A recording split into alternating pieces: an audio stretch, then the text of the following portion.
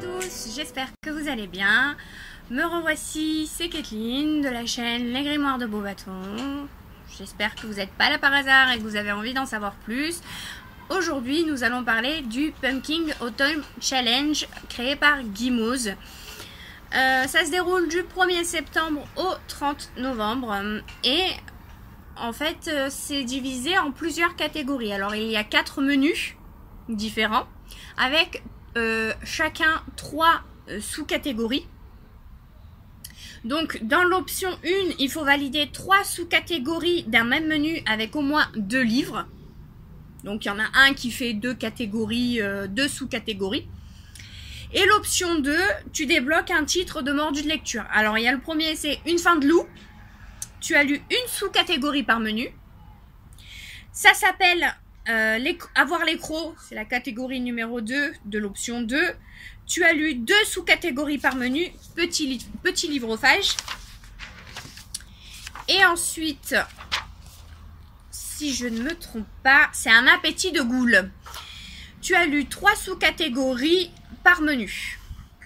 Bon, alors je vais vous donner les titres des menus. Le premier menu, c'est Automne frissonnant. Donc la première sous-catégorie, c'est Le cri de la banshee. Il faut lire un livre d'angoisse, d'horreur, d'épouvante, de thriller, etc. Le deuxième, c'est Fantôme de l'opéra. Donc fantôme, esprit, possession, un livre du style. Ou alors, de manière alternative, on a à la place du fantôme de l'opéra, on a le fantôme de l'apéro. C'était bien trouvé. Avec une comédie horrifique. Bon, moi j'ai pas ça, hein. J'ai pris fantôme de l'opéra. Et en dernier, vous prendrez bien un verre de True Blood. Donc ça parle de vampires, zombies, quelque chose d'assoiffé de sang, qui a envie de se jeter sur tout le monde et de bouffer tout le monde. Donc ça c'est le premier menu. Moi j'ai pris les 4 menus et j'ai pris 2 livres par menu pour si jamais j'hésite, comme ça je peux passer de l'un à l'autre. Ah, autre détail, on peut lire un manga, une BD, des livres, des albums jeunesse, ça peut être du young adult, enfin peu importe le genre, peu importe, il faut juste qu'il y ait un minimum de mots dedans en fait. Ça peut pas être d'album graphique je pense parce qu'il n'y a pas il y a rien d'écrit dedans et ça serait un peu triché je pense. Donc le deuxième menu c'est Automne douceur de vivre. Donc le premier c'est Tricks of Treat, donc des bonbons ou un sort. Donc le thème c'est Halloween. Donc je savais pas trop à quoi m'attendre, donc j'ai fait un petit peu enfin vous verrez bien, je vous en rediscute tout à l'heure.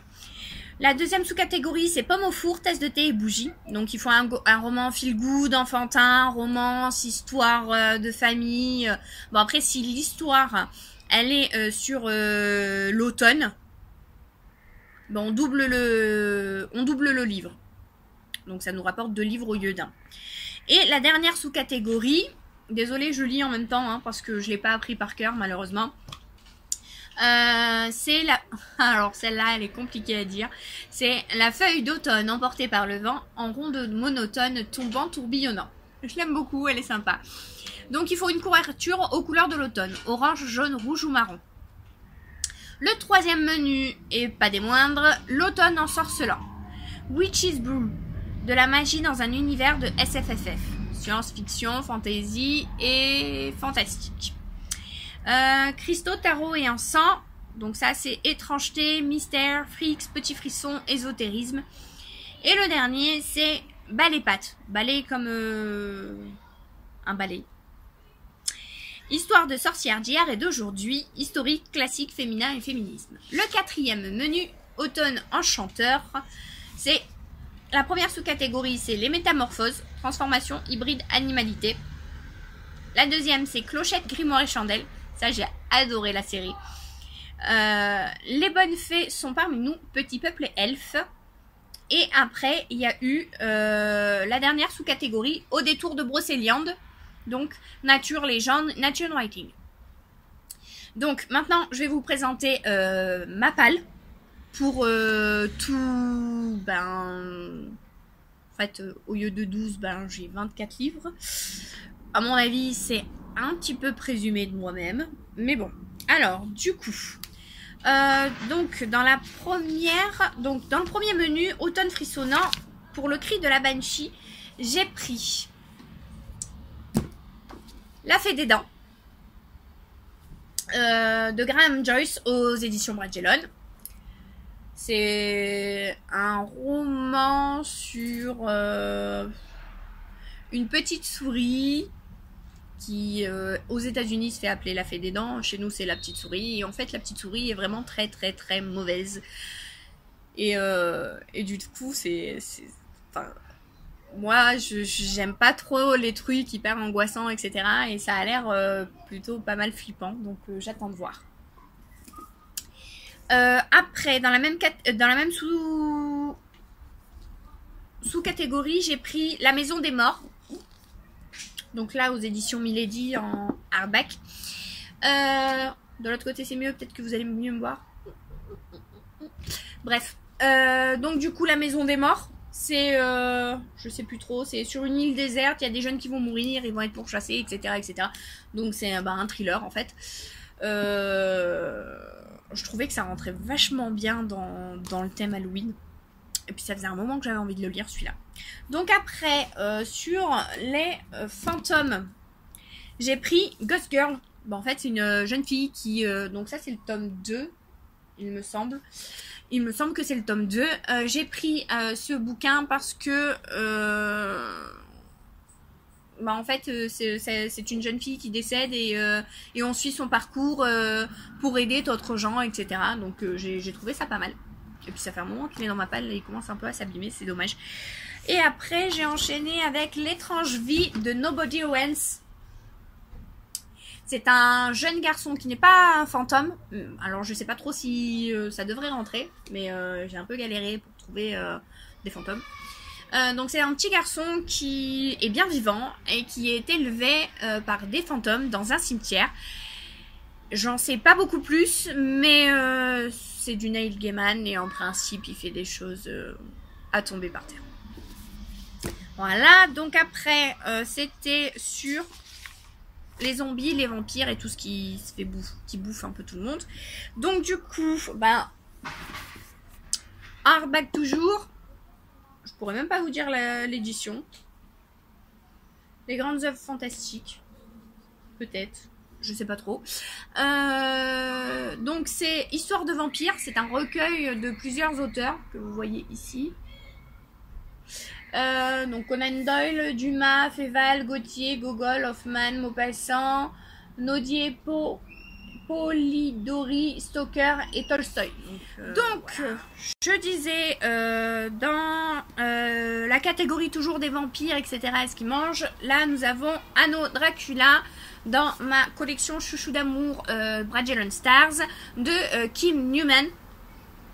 J'ai pas grand chose à en dire, sinon que le livre est juste un chef-d'œuvre. J'adore. Donc, nous sommes sur le deuxième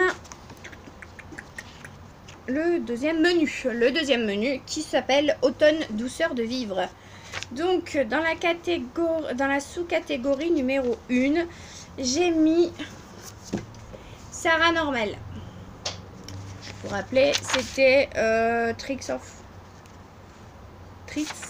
un bonbon ou un sort, donc Halloween, une ville hantée. Je pense que ça correspond parfaitement bien. Ensuite, j'ai mis là, ah bah oui, évidemment, un superbe livre, La légende de la mort. Voilà, dans les éditions Au bord des continents. Il est énorme. Bon, bien sûr, il y a, est-ce que je vais arriver à vous en trouver une? Des illustrations juste super. Voilà. Je vais rapprocher un petit peu. Donc voilà, donc ça c'est dans la même sous-catégorie. Après j'ai voulu prendre dans couverture orange Les animaux fantastiques, vie et habitat de J.K. Rowling évidemment. Artemis Fowl 4 orange, j'ai trouvé aucun lien avec Halloween, mais c'est le seul deuxième livre orange que j'avais, donc voilà. Après j'ai pris Cœur cerise, le tome 1 de Cathy Cassidy, hein, tout le monde en parle, vous le savez. Et Trille, voilà, de Amanda Hawking. Je me rappelle plus, c'était dans Pomme d'amour, enfantin, romance. Donc entre Cœur cerise et celui-là, les romances un peu enfantines. Voilà, on va voir. On va voir ce que ça donne. Je garantis vraiment pas de tout lire parce que ça va pas être possible. Donc là, on va passer au troisième menu, automne ensorcelant. Donc dedans, c'est Witch's Brew, magie, univers, SFFF. Donc j'ai décidé de prendre Weekend, donc Wicked, je présume, de Gregory Maguire, qui est une bonne palace. Il doit faire,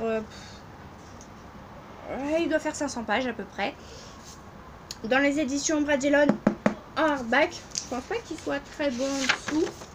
Ah si, quand même, il est super classe, j'avais jamais vu. Ah ouais, j'aime beaucoup. Oh, ah, il est trop beau. Waouh, avec la petite gargouille là en surbrillance. Il est magnifique. En plus, vous savez, il est en surbrillance, moitié surbrillance, moitié soft touch. Il est vraiment trop beau. Du coup, je sais pas si je vais laisser le protège truc. Donc voilà. Après, dans la même sous-catégorie, j'ai voulu prendre plantes.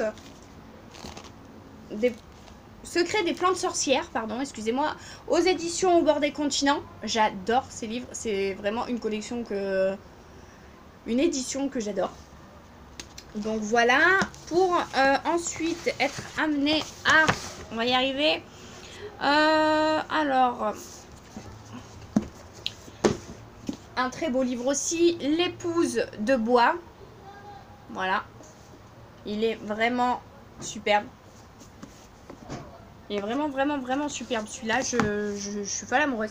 Et Miss Peregrine et les enfants particuliers, donc ça c'est un peu freaks. Voilà. Ensuite, et dans le dernier, j'ai décidé de prendre un livre jeunesse, tout petit rikiki, ça pourrait m'aider un petit peu à en lire un peu plus et à marquer des points. Donc Amandine Malabule, le tome 2, ainsi que Sorcière associée. J'en ai entendu parler à tort et à travers partout et je me languis de le lire parce que franchement, ben, il me tente, mais alors plus. Pour finir, nous allons finir avec le dernier menu, donc le menu numéro 4, Automne enchanteur. Donc pour les métamorphoses, transformation, hybride, animalité, j'ai pris Kerry Arthur, Pleine Lune, Riley Danson, le premier tome, parce que c'est une hybride vampire-loup-garou. Voilà. Dans celui-là, c'est Au bord de la tombe, Chasseuse de la nuit, tome 1, aux éditions Milady, toujours. Mi-humaine, mi-vampire, donc niveau hybride, parfait. Ensuite, j'ai pris une BD, il n'y en aura qu'une seule.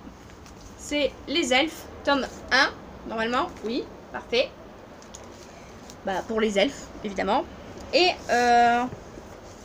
un qui me fait mourir de rire juste pour le titre et qui n'est en fait pas forcément drôle.